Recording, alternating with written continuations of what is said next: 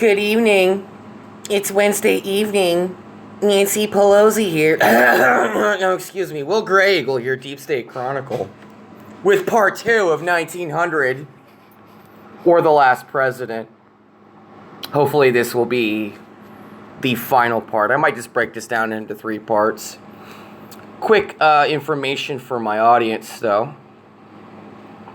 I think I will be tackling, the next thing I will be tackling immediately after this will be Sir John Glubb's, I believe that's his name, The Fate of Empires and the Search for Survival, which I believe ties immediately into this and is connected to it. Not specifically, like, you know what I'm saying. You'll see when I read the book. It's only 26 pages long. It's more like an essay. And very interesting stuff in and of itself. But for now, what we're going to do is we're going to start with Chapter 4. Again, this is Part 2 of 1900 or The Last President. So let's begin, shall we? All right, Chapter 4. There had been a strange prophecy put forth by someone, and it had made its way into the daily journals, and had been laughingly or seriously commented upon, according to the political tone of the paper, or the passing humor of the writer, that the 4th of March, 1897, would never dawn upon the American people. There was something very curious and uncanny about the prediction, and what actually happened was not qualified to loosen the fearful tension of the public anxiety. For the day literally and truly never dawned upon the city of Washington, and well deserves its historical name, the Dawnless Day. At 6 o'clock, the hour of daybreak, such an impenetrable pall of clouds overhung the city that there came no signs of day. The gathering crowds could plainly hear the plaintive cries and lamentations put up in the Negro quarters of the city. Not until nearly 9 o'clock did the light cease to shine in darkness, and the darkness begin to comprehend it. But although it was a cheerless gray day, even at high noon its heaviness set no weight upon the spirits of the jubilant tens of thousands which completely filled the city and its public parks, and ran over into camps and hastily improvised shelters outside the city limits. Not until the day previous had the president announced the names of those selected for his cabinet. In the South and far West were fairly beside themselves with joy, for there had been from their standpoint ugly rumors abroad for several days. It had even been hinted that Bryan had surrendered to the money changers, and that the selection of his constitutional advisors could prove him recreant to the glorious cause of popular government, and that the reign of the common people would remain but a dream of the struggling masses. But these apprehensions were short-lived. The young president stood firm and fast on the platform of the parties which had raised him to his proud eminence. And what better proof of his thorough belief in himself and in his mission could he have given than the following? Secretary of State, William M. Stewart of Nevada. Secretary of Treasury, Richard P. Bland of Missouri. Secretary of War, or rather the Secretary of Defense, John P. Altgeld of Illinois.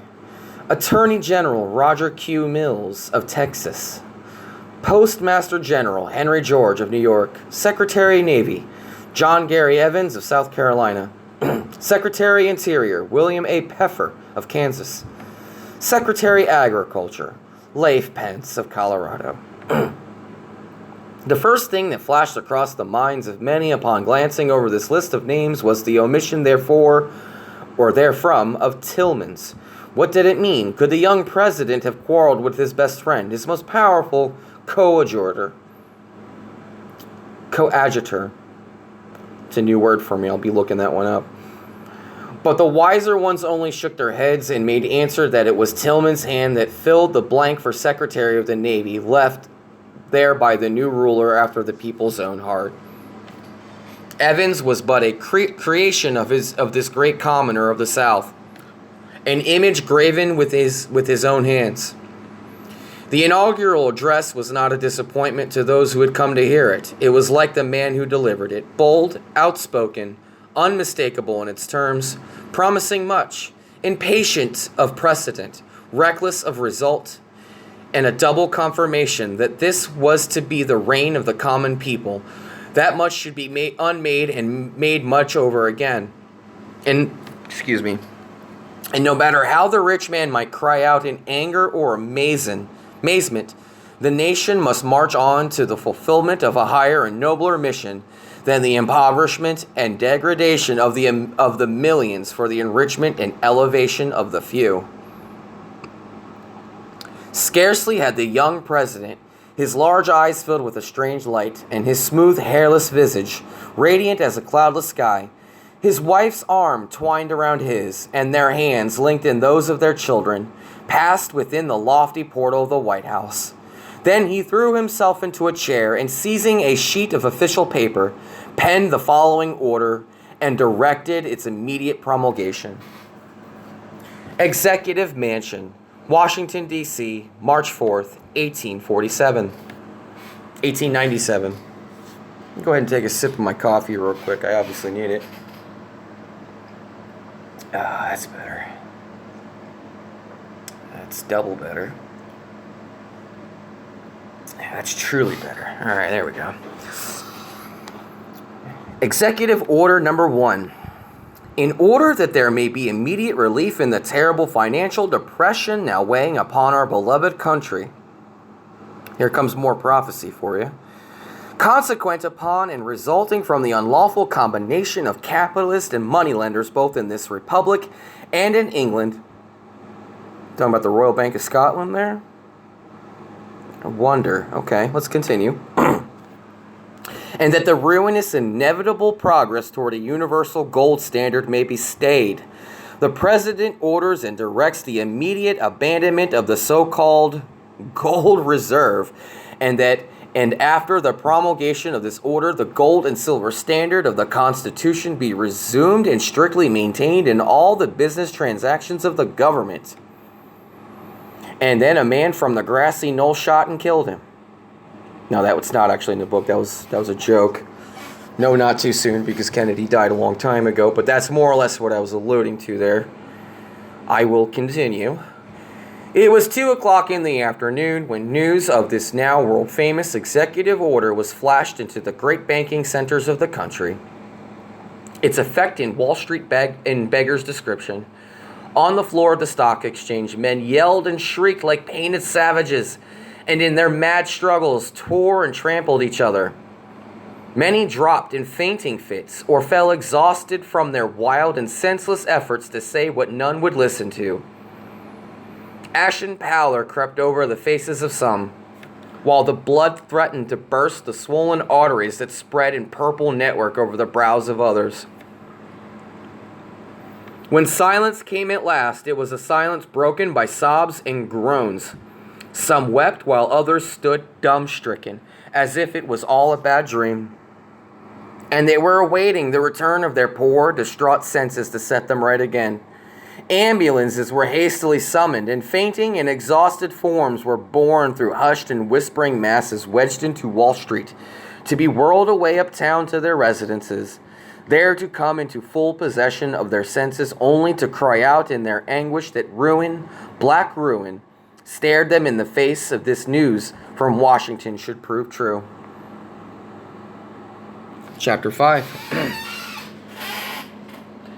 By proclamation bearing date the 5th day of March 1897, the President summoned both houses of Congress to convene an extraordinary session for the consideration of the general welfare of the United States, and to take such action as might seem necessary and expedient to them on certain measures which he should recommend to their consideration.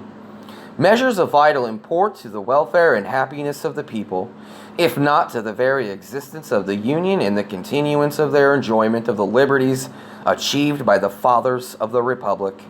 While awaiting the day set for the coming together of the Congress, the great friend of the common people came suddenly face to face with the first serious business of his administration. 50,000 people tramped the streets of Washington without bread or shelter.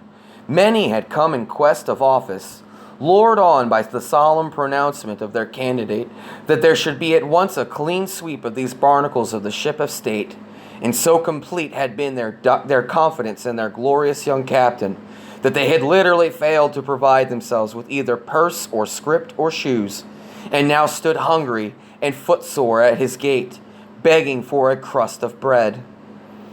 But most of those making up this vast multitude were the unarmed warriors of peaceful armies, like the one once led by the redoubtable Coxey, decoyed from farm and hamlet and plantation by some nameless longing to go forth, to stand in the presence of this new savior of society, whose advent to power was to bring them double pay for all their toil.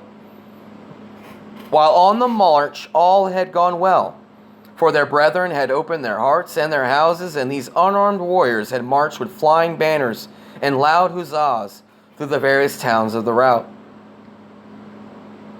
But now the holiday was over. They were far from their homes. They were in danger of perishing from hunger. What was to be done? "They are our people," said the president. "Their love of country has undone them. The nation must not let them suffer, for they are its hope and its shield in the hour of war, and its glory and its refuge in times of peace. They are the common people for whose benefit this republic was established. The kings of the earth may desert them. I never shall."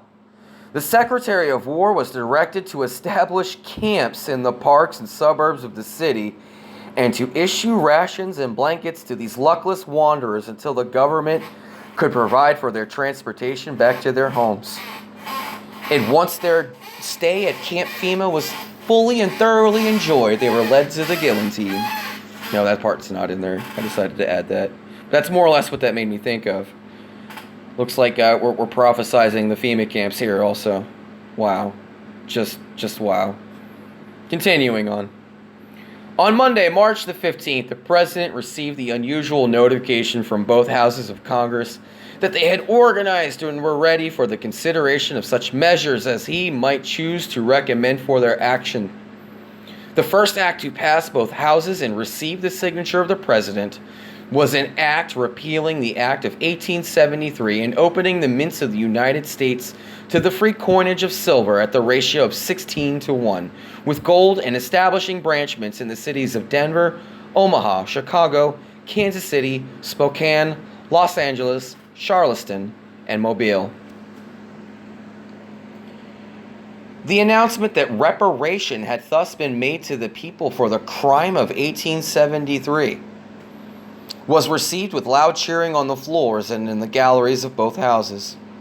And the great North heard these cheers and trembled.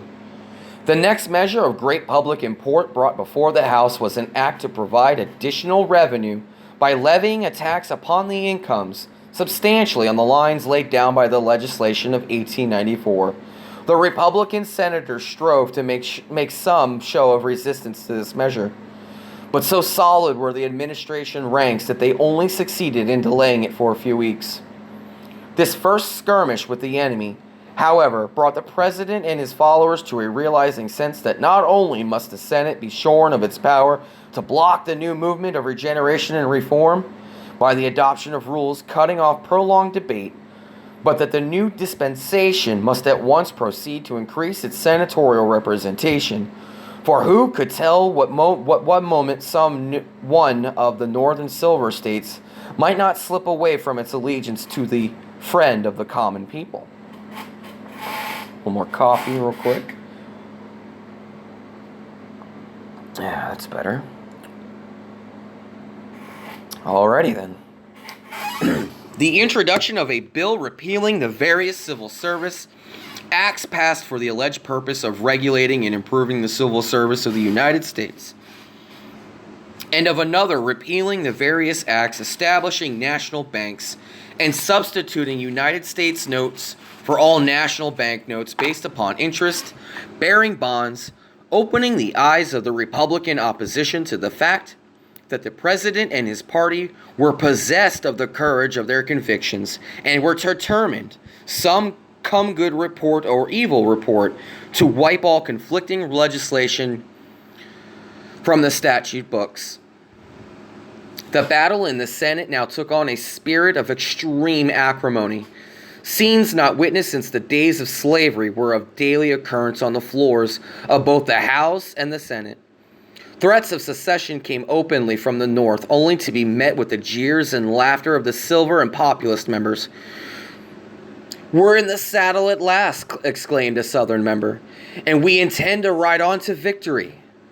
The introduction of bills for the admission of New Mexico and Arizona and for the division of Texas into two states to be called East Texas and West Texas, although each of these measures was strictly within the letter of the Constitution, fell among the members of the Republican opposition like a torch in a house of tinder. There was fire at once, and the blaze of party spirit leapt to such dangerous heights that the whole nation looked up in consternation. Was the Union about to go up in a great conflagration and leave behind it but the ashes and charred pedestals of its greatness? "We are the people," wrote the president in lines of dignity and calmness.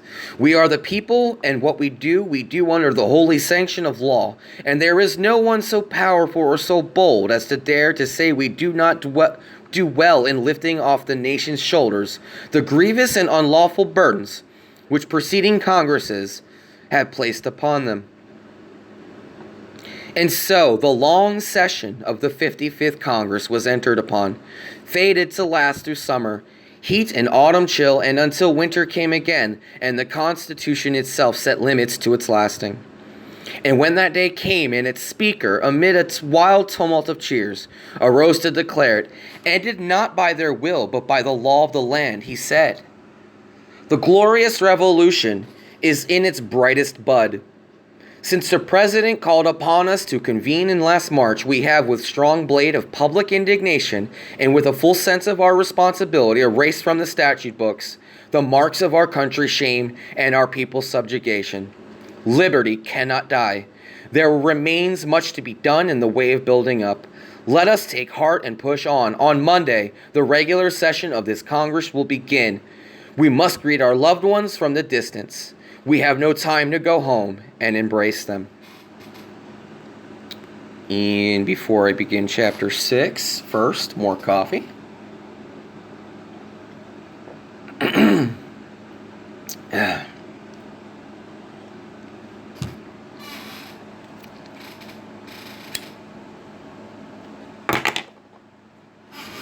Alrighty then. Chapter 6. When a Republican member of the House arose to move the usual adjournment for the holidays, there was a storm of hisses and cries of "No! No!" said the leader of the House, amid deafening plaudits. "We are the servants of the people. Our work is not yet complete. There must be no play for us while coal barons stand with their feet on the ashes of the poor man's hearthstone, and weeds and thorns cumber the fields of the farmer for lack of money to buy seed and implements. There must be no play for us while railway magnates press from the pockets of the laboring man 6 and 8%. Return on thrice-watered stocks, and rapacious landlords, enriched by inheritance, grind the faces of the poor. There must be no play for us while enemies of the humankind are, by means of trust and combination and corners, engaged in drawing their unholy millions from the very lifeblood of the nation, paralyzing its best efforts and setting the blight of intemperance and indifference upon it. By making life but one long struggle for existence, without a gleam of rest and comfort in an old age. No, Mr. Speaker, we must not adjourn. But by our efforts in these halls of legislation, let the nation know that we are at work for its emancipation, and by these means let the monopolists and money changers be brought to a realizing sense that the reign of the common people has really been entered upon, and then the bells will ring out a happier, gladder New Year than has ever drawn upon them in this republic.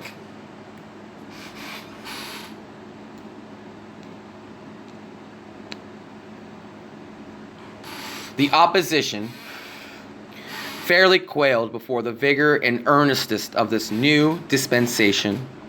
They were soon before the House and pressed well on toward the final passage of number of import, important measures calculated to awaken an intense feeling of enthusiasm among the working classes.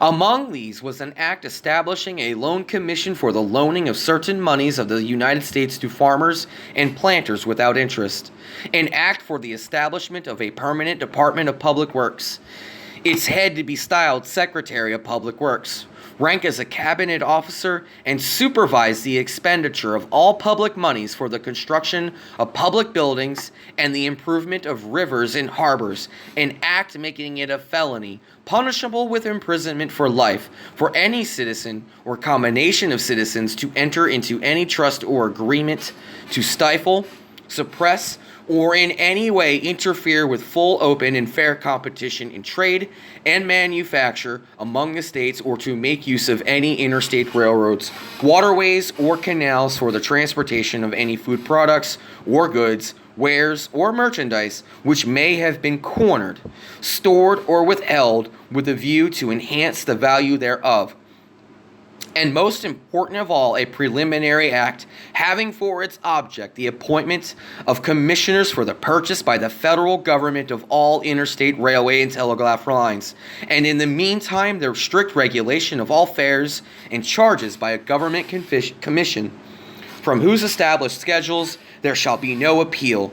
On Washington's birthday, the President issued an address of congratulation to the people of the United States, from which the following is extracted. I'm going to take a brief little break here for some more coffee and a puff off my cigar.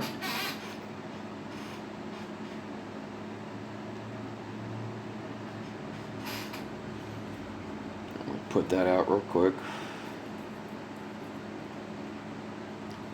Apologies for the delay, ladies and gentlemen. We're going to continue now. The malicious prognostications of our political opponents have proven themselves to be but empty sound and fury. Although not quite 1 year has elapsed since I, agreeable to your mandate, restored to you the money of the Constitution, yet from every section of our Union comes the glad tidings of renewed activity and prosperity. The working man no longer sits cold and hungry beside a cheerless hearthstone.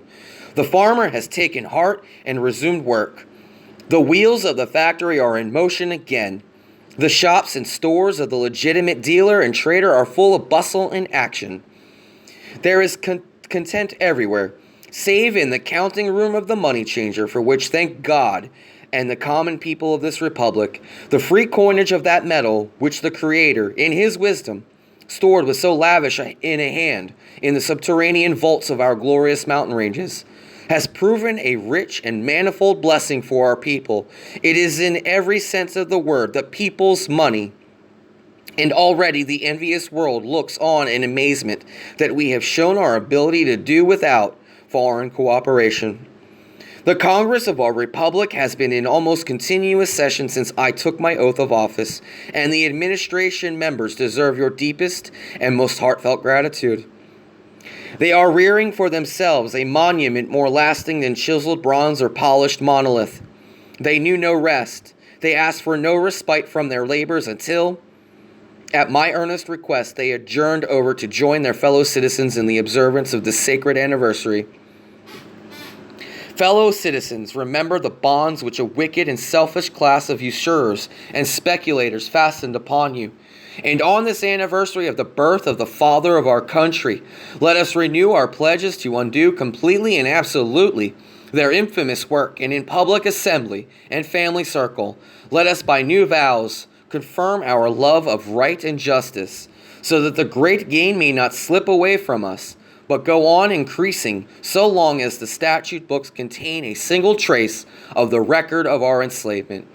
As for me, I have but one ambition, and that is to deserve so well of you that when you come to write my epitaph, you set beneath my name the single line, "Here lies a friend of the common people." Chapter 7. This first year of the Silver administration was scarcely rounded up ere there began to be ugly rumors that the government was no longer able to hold the white metal at a parity with gold. "It is the work of Wall Street," cried the friends of the president. But wiser heads were shaken in contradiction, for they had watched the sowing of the wind of unreason and knew only too well that the whirlwind of folly must be reaped in due season. The country had been literally submerged by a silver flood which had poured its argent waves into every nook and every cranny of the republic, stimulating human endeavor to most unnatural and harmful vigor. Mad speculation stalked over the land. People sold what they should have clung to and bought what they did not need. Manufacturers heaped up goods for which there was no demand, and farmers plowed where they had not drained and drained where they had never fated to plow. The small dealer enlarged his business with more haste than judgment, and the widow drew her mite from the bank of savings to buy land on which she was destined never to set foot. The spirit of greed and gain lodged in every mind, and the common people, with a mad eagerness, loosened the strings of their leather purses to cast their hard-earned savings into wild schemes of profit, every scrap and bit of the white metal that they could lay their hands upon. Spoons hallowed by the touch of lips, long since closed in death, and cups and tankards from which grandsires had drunken were bundled away to the mints to be coined into people's dollars. At the very first rumor of the slipping away of this trusted coin from its parity with gold, there was a fearful awakening, like the start and the gasp of the miser who sees his hoarded treasure melting away from before his eyes, and he not able to reach out and stay its going. Protest and expostulation. That's a new word for me. I'm going to have to look that one up too. Then came groans and prayers from which there was an easy road to curses. The working man threw off his cap and apron to rush upon the public square and demand his rights. Mobs ran together, processions formed, deputations hurried off to Washington, not on foot like the Coxey army, but on the swift wings of the limited express. The common people were admitted to the bar of the House, their plaints patiently listened to, and reparations promised. Bills for increased revenue were hurriedly introduced, and new taxes were loaded upon the broad shoulders of the millionaires of the nation. Taxes on checks, taxes on certificates of incorporation, taxes on deeds and mortgages, taxes on pleasure yachts, taxes on private parks and plaisances, taxes on wills of all property above $5,000 in value, taxes on all gifts of realty for and in consideration of natural love and infection, taxes on all passage tickets to foreign land, and double taxes on the estates of all absentees on or after the lapse of 6 months. That's harsh. There was a doubling up, too, of the tariff on all important luxuries. For as was said on the floor of Congress, if the silks and satins of American looms and the wines and tobacco of native growth are not good enough for my Lord of Wall Street, let him pay the difference and thank heaven that he can get them at that price. To quiet the murmurs of the good people of the land, additional millions were placed to the credit of the Department of Public Works, and harbors were dredged out in 1 month only to fill up in the next. And new systems of improvement of interstate waterways were entered upon on a scale of magnitude hitherto undreamt of. The commissioners for the distribution of public monies to farmers so impoverished as to be unable to work their lands were kept busy in placing peffer loans where the need of them seemed to be the greatest.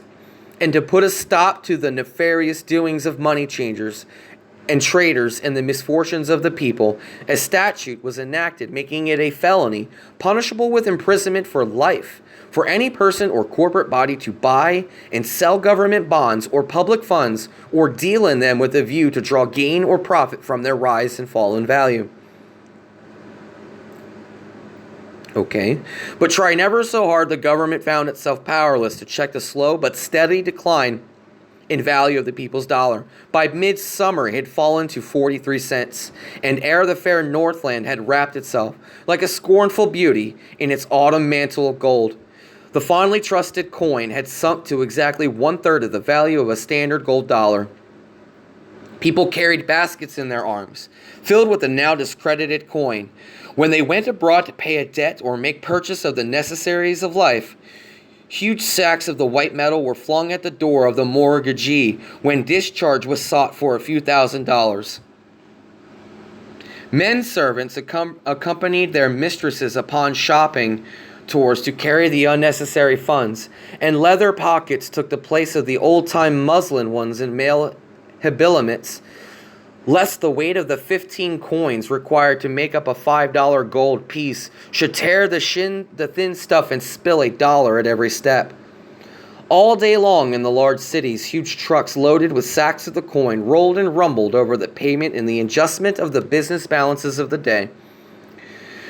The tradesman who called for this bill was met at the door with a coal scuttle or a nail keg filled with the needful amount, and on payday, the working man took his eldest boy with him to tote the stuff home.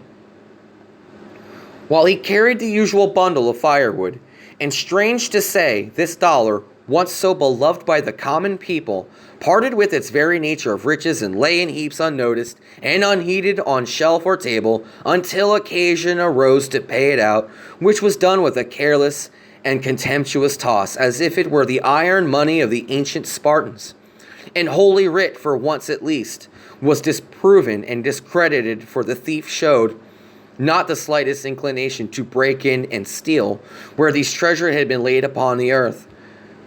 Although the discs of white metal might lie in full view on the table, like so many pewter platters or pieces or tinware, men let debts run rather than call for them, and barter and exchange came into vogue again, the good housewife calling on her neighbor for a loan of flour or meal, promising to return the same in sugar or dried fruit whenever the need might arise.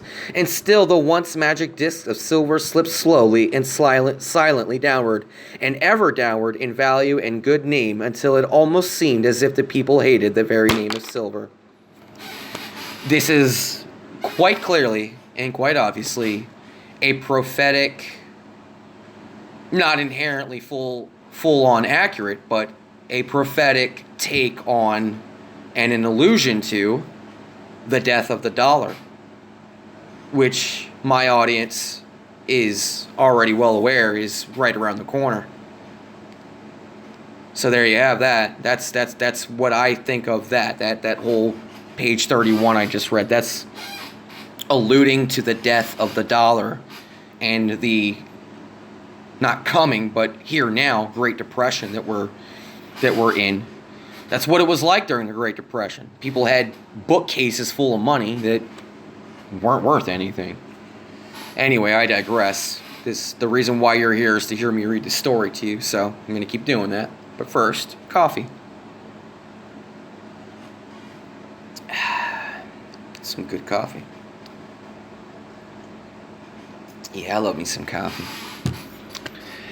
The fateful year of 99, upon its coming in, found the Republic of Washington in dire and dangerous straits. The commercial and industrial boom had spent its force, and now the frightful evils of a debased currency, coupled with the demoralizing effects of rampant paternalism, were gradually strangling the land to death. Capital, ever timid and distrustful in such times, hid itself in safe deposit vaults or fled to Europe. Labor, although really hard-pressed and lacking the very necessities of life, was loudmouthed and defiant. Socialism and anarchism found willing ears into which to pour their burning words of hatred and malevolence. And the consequence was that serious rioting broke out in the larger cities of the North. Need I say more, ladies and gentlemen? Need I say more about that? I don't think I should. No, I think you already know. Often taxing the capacities of the local authorities to the utmost. Don't need to say anything about that either. It was bruited abroad that violent dissensions had arisen in the cabinet, the young president giving signs of a marked change of mind, and like many a man who has appealed to the darker passions of the human heart, he seemed almost ready to exclaim, I stand alone. The spirits I have called up are no longer obedient to me. My country, oh my country, how willingly would I give my life for thee, if by such a sacrifice I could restore thee to thy old-time prosperity. For the first, he began to realize what an intense spirit of sectionalism had entered into this revolutionary propaganda. He spoke of his fears to none to save to his wise and prudent helpmate. "I trust you, beloved," she whispered, as she pressed the broad, strong hands that held her unclasped. "Ay, dear one, but does my country?" came in almost a groan from the lips of the youthful ruler. Most evident was it that thus far the South had been the great gainer in the struggle for power. She had increased her strength in the Senate by 6 votes. She had regained her old-time prestige in the House. One of her most trusted sons was in the Speaker's chair, while another brilliant Southern led the administration forces on the floor. Born as she was for the brilliant exercise of intellectual vigor, the South was of that strain of blood which knows how to wear the kingly graces of power so as best to impress the common people. Many of the men of the North had been charmed and fascinated by this natural pomp and inborn demeanor of greatness, and had yielded to it. Not a month had gone by that this now dominant section had not made some new demand upon the country at large. Early in the session, at its request, the internal revenue tax, which had rested so long upon the tobacco crop of the South and poured so many millions of revenue into the national treasury, was wiped from the statute books with but a feeble protest from the North. But now the country was thrown into a state bordering upon frenzy by a new demand, which, although couched in calm and decorous terms, nay, almost in the guise of a petition for long-delayed justice to hard-pressed and suffering brethren, had about it a suppressed yet unmistakable tone of conscious power. An imperiousness which well became the leader who spoke for that glorious Southland to which this Union owes so much of its greatness and its prestige. Said he, "Mr. Speaker, for nearly 30 years, our people, although left impoverished by the conflict of the states, have given of their substance to salve the wounds and make green the old age of the men who conquered us, who have paid this heavy tax, this fearful blood money unmurmuringly. You have forgiven us for our bold strike for liberty that God willed should not succeed. You have given us back our rights, opened the doors of these sacred halls to us, called us your brothers, but unlike noble Germany, who was content to exact a lump sum from La Belle France, and then bid her go in peace and freedom from all other further exactions. You have for nearly 30 years laid this humiliating war tax upon us, and thus forced us, year in and year out, to kiss the very hand that smote us. Are we human that we now cry out against it?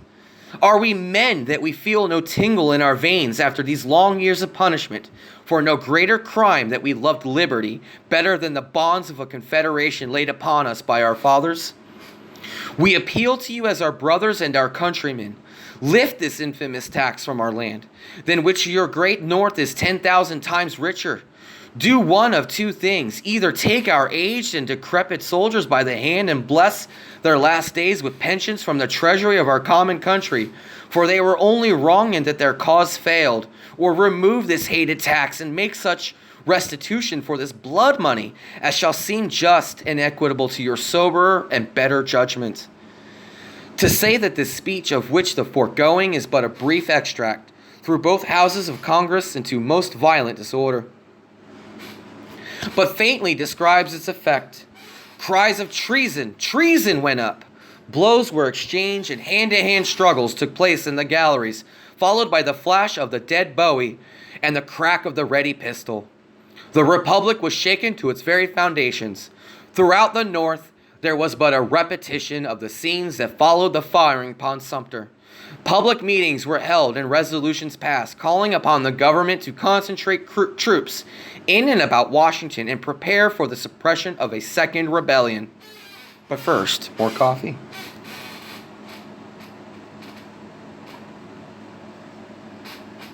Okay, I've had my coffee. But gradually, this outbreak of popular indignation lost some of its strength and virulence, for it was easy to comprehend that nothing would be gained at this stage of the matter by meeting a violent and unlawful demand with violence and unwise counsels. Besides, what was it, anyway, but the idle threat of a certain clique of unscrupulous politicians? The republic stood upon too firm a foundation to be shaken by mere appeals to the passions of the hour. To commit treason against our country called for an overt act. What had it to dread from the miratorical flash of a passing storm of feeling? It is hard to say that the young president thought of these scenes in Congress. So pale had he grown of late that a little more of pallor would pass unnoted. But those who were wont to look upon his face in these troublous times report that in the short space of a few days the lines in his countenance deepened perceptibly, and that a firmer and stronger expression of willpower lurked in the corner of his wide mouth, overhung his square and massive chin, and accentuated the vibrations of his wide-open nostrils. He was under a terrible strain. When he had caught up the scepter of power, it seemed a mere bauble in his strong grasp, but now it had grown strangely heavy, and there was a mysterious pricking at his brow, as if that crown of thorns which he had not willed should be set upon the heads of others were being pressed down with cruel hands upon his own. Chapter 9, which I do believe is the last chapter. So we're going to go ahead and read through this. I mean, we're only 13 pages away from the end. So let's go ahead and get her done. But first, more coffee.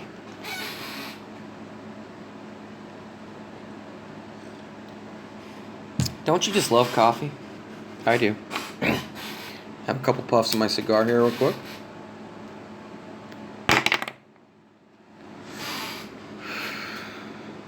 Alrighty then, chapter 9, page 37. When the last embers of the great conflagration of the rebellion had been smothered out with tears for the lost cause, a prophecy had gone up that the mighty North, rich with 100 great cities, and strong in the conscious power of its wide empire, would be the next to raise the standard of rebellion against the federal government. But that prophet was without honor in his own land, and none had paid heed to his seemingly wild words.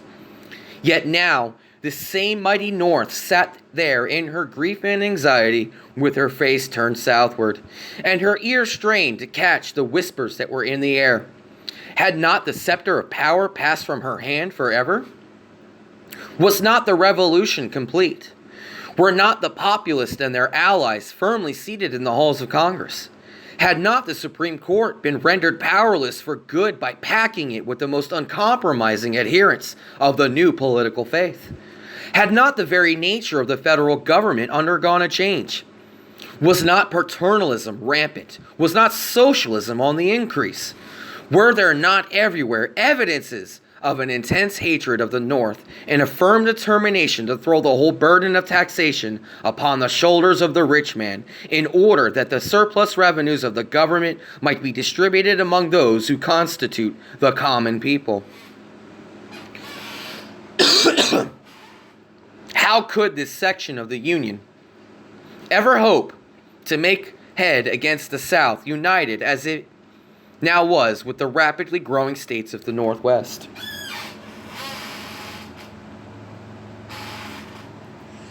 A little more coffee real quick.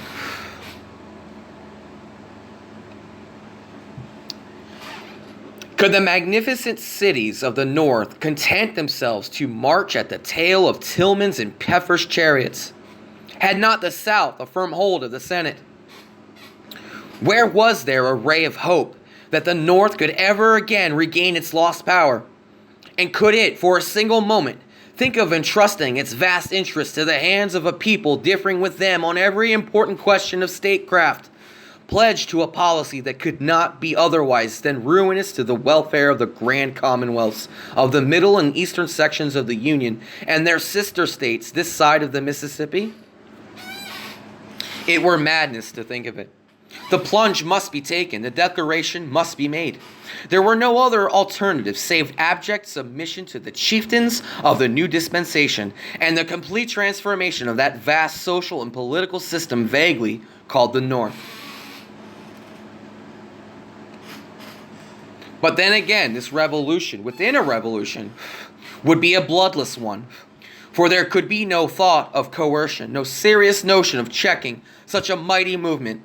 It would be in reality the true republic purging itself of a dangerous malady, sloughing off a diseased and gangrened member. No more and no less. Already this mighty movement of withdrawals from the Wintangimot of the Union was in the air. People spoke of it in a whisper or with bated breath. But as they turned it over and over in their minds, it took on shape and form and force, till at last it burst into life and action like Minerva from Jupiter's brain, full-fledged, full-armed, full-voiced, and full-hearted.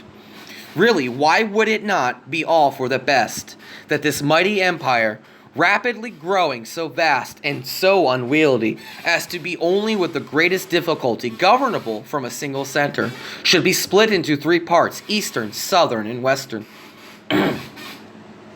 Now that it may be done without dangerous jar or friction, the three republics could be federated for purposes offensive and defensive, and until these great and radical changes could be brought about, there would be no great difficulty in devising living terms for immediately upon the declaration or dissolution, each state would become repossessed of the sovereign powers which it had delegated to the federal government.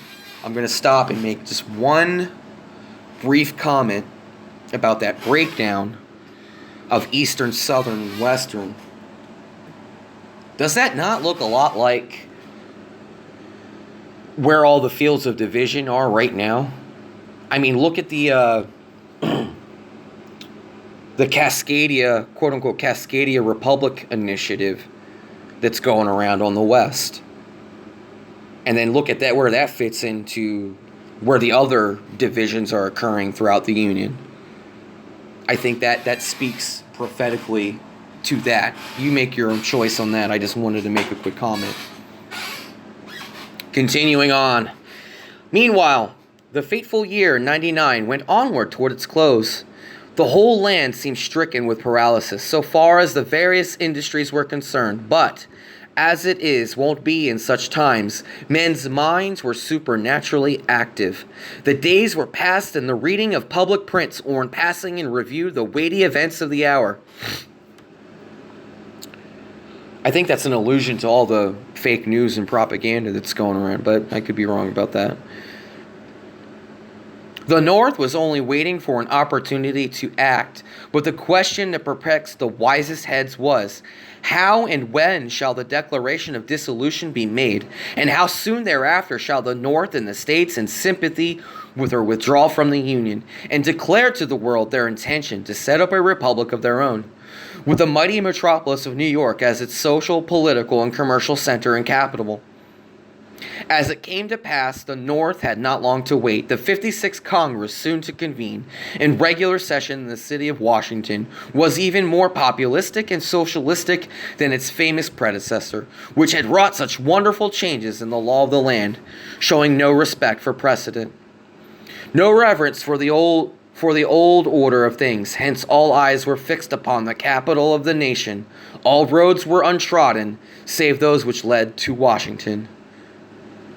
I stand corrected. We have chapter 10 here. But first, more coffee.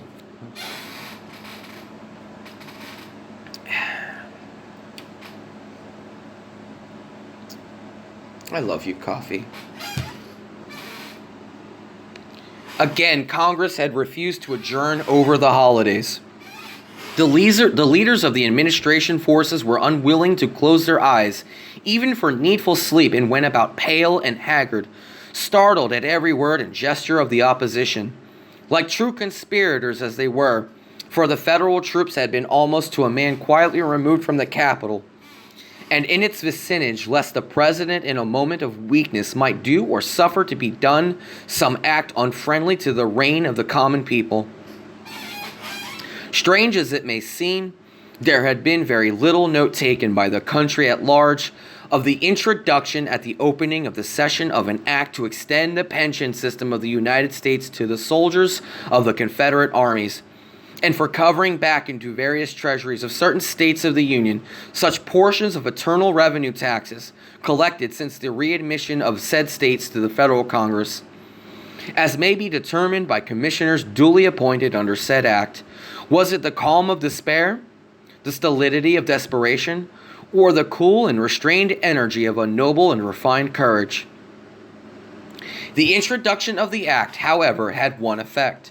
It set in motion toward the national capital mighty streams of humanity, not of wild-eyed fanatics or unshaven and unkempt politicasters and Bezonians, but of soberly clad citizens with a business-like air about them, evidently men who knew how to earn more than enough for a living, men who paid their taxes and had a right to take a look at the public servants, if desire so moved them.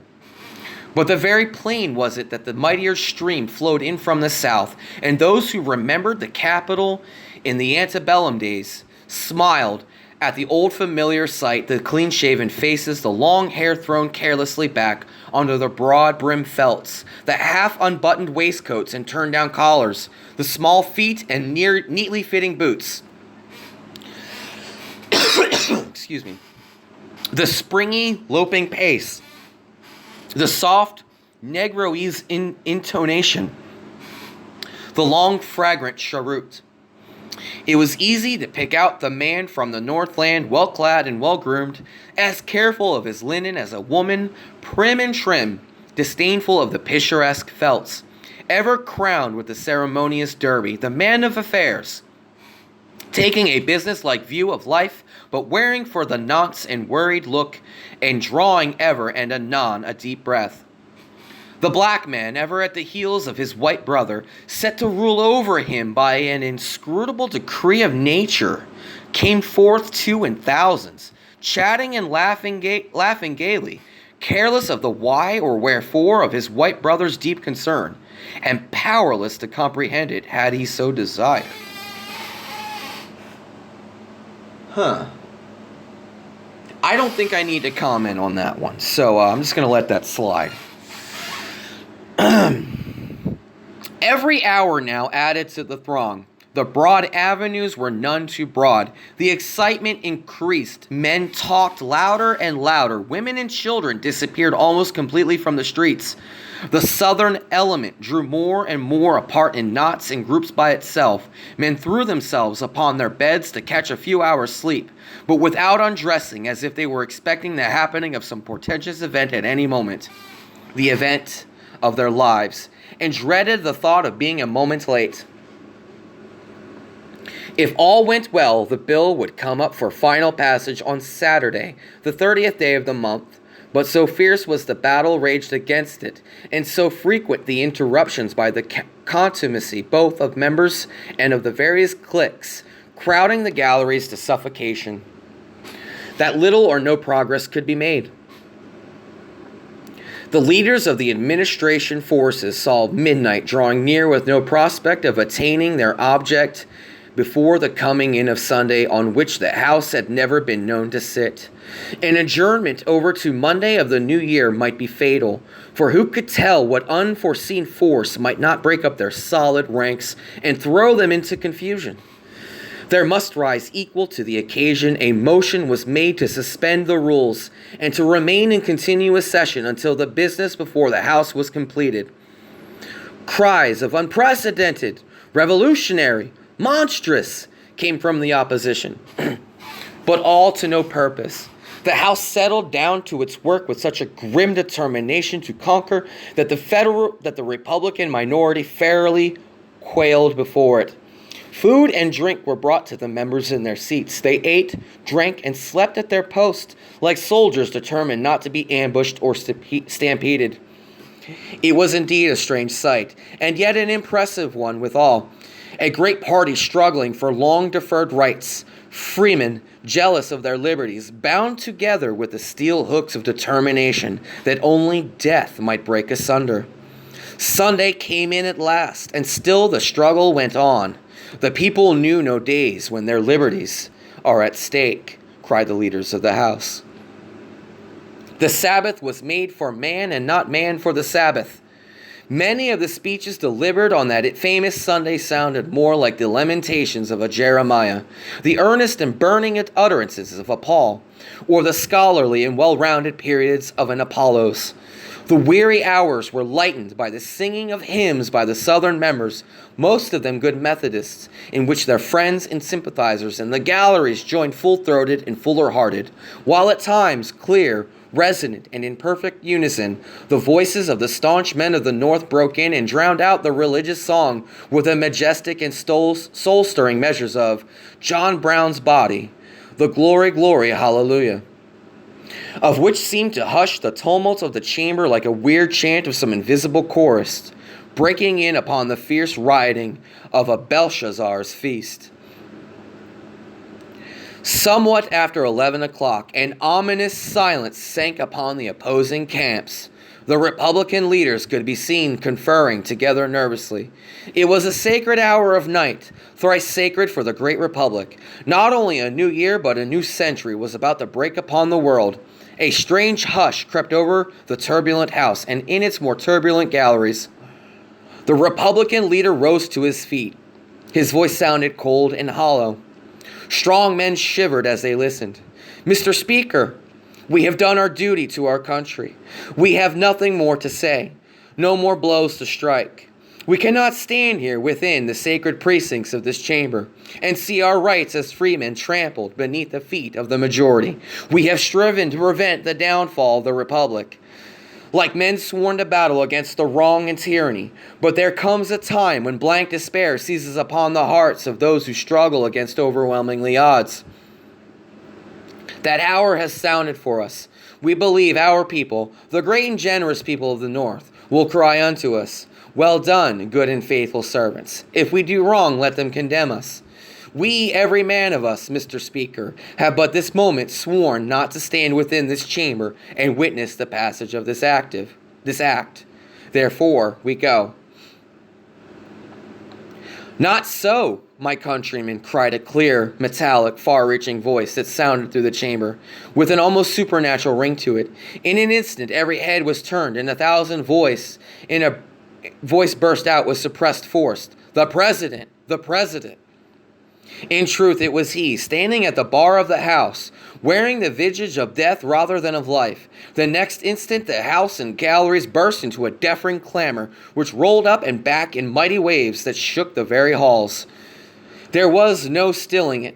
Again and again it burst forth, the mingling of 10,000 words, howling, rumbling, and growing, like the warring elements of nature. Several times the president stretched forth his great white hands, appealing for silence, while the dew of mingled dread and anguish beaded on his brow and trickled down his cheeks in liquid supplication, that his people might either slay him or listen to him. The tumult stilled its fury for a moment, and he could be heard saying brokenly, "My countrymen, oh my countrymen." But the quick, sharp sound of the gavel cut him short. "The president must withdraw," said the speaker, calmly and coldly. "His presence here is a menace to our free deliberation." Again the tumult set up its deafening roar, while a look of almost horror overspread the countenance of the chief magistrate. Once more his great white hands went heavenward, pleading for silence with such a mute majesty of supplication that silence fell upon the immense assemblage, and his lips moved not in vain. "Gentlemen of the House of Representatives, I stand here upon my just and lawful right as President of the Republic to give you information of the state of the Union. I have summoned the Honorable, the Senate, to meet me in this chamber. I call upon you to calm your passions and give ear to me as your oath of office sets the sacred obligation upon you." There was a tone of godlike authority in these few words, almost divine enough to make the winds obey and still the tempestuous sea. In deepest silence and with a certain show of rude and native grandeur bearing, the senators made their entrance into the chamber, the members of the House rising and the Speaker advancing to meet the Vice President. The spectacle was grand and moving. The tears gathered in eyes long unused to them, and at an almost imperceptible nod of the president's head, the chaplain raised his voice in prayer. He prayed in accents that were so gentle and so persuasive that they must have turned the hardest heart to blessed thoughts of peace and love and fraternity and union. And then again all eyes were fixed with intensest strain upon the face of the president. Gentlemen of the House of Representatives, this measure upon which we are now deliberating, with a sudden blow that startled every living soul within its hearing, the speaker's gavel fell. "The President," said he with a superb dignity that called down from the galleries a burst of deafening applause, "must not make reference to pending legislation. The Constitution guarantees him the right from time to time to give the Congress information of the Union. He must keep himself strictly within the lines of this constitutional limit or withdraw from the bar of the House." A deadly pallor overspread the face of the chief magistrate until it seemed he must sink then and there into that sleep which knows no awakening. But he gasped, he leaned forward, he raised his hand again, imploringly. As he did so, the bells of the city began to toll the hour of midnight. The new year, the new century was born. But with the last stroke, a fearful and thunderous discharge, as of 1,000 monster pieces of artillery, shook the Capitol to its very foundations, making the stoutest heart stand still, and blanching cheeks that had never known the coward color.